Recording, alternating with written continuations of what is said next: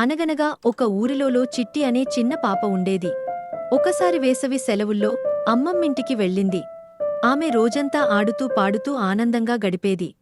ఒకరోజు అమ్మమ్మ గదిలోని మేడపైకి ఎక్కి ఆడుతుండగా పాత పెట్టెలో మాయాల పుస్తకం దొరికింది. పుస్తకం చాలా పురాతనంగా ఉంది.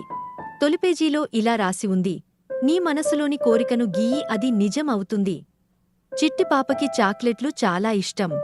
వెంటనే ఒక పెద్ద చాక్లెట్ చెట్టు చిత్రం వేసింది. ఆ పుస్తకాన్ని మూసిన కొద్ది నిమిషాల్లోనే వాఫ్! ఒక గొప్ప గంధపు వాసనతో చాక్లెట్ చెట్టు ఇంటి ముంగటే పెరిగిపోయింది. కాని ఆ చెట్టు అంతగా పెరిగా ఇంటి తలుపుని పూర్తిగా కప్పేసింది. ఇప్పుడు ఇంటినుంచి ఎవరూ బయటకి వెళ్ళలేరు, లోపలికి రాలేరు. చిట్టికి భయం వేసింది. వెంటనే మళ్ళీ పుస్తకం తీసుకుని దయచేసి చెట్టును మాయం చేయి అని గీసింది. అప్పుడే చెట్టు మెల్లిగా మాయమైపోయింది. చిట్టి ఊపిరి పీల్చుకుంది. అప్పుడు అమ్మమ్మ చిట్టితో ఇలా చెప్పింది: కోరికలు కోరే ముందు ఆలోచించాలి.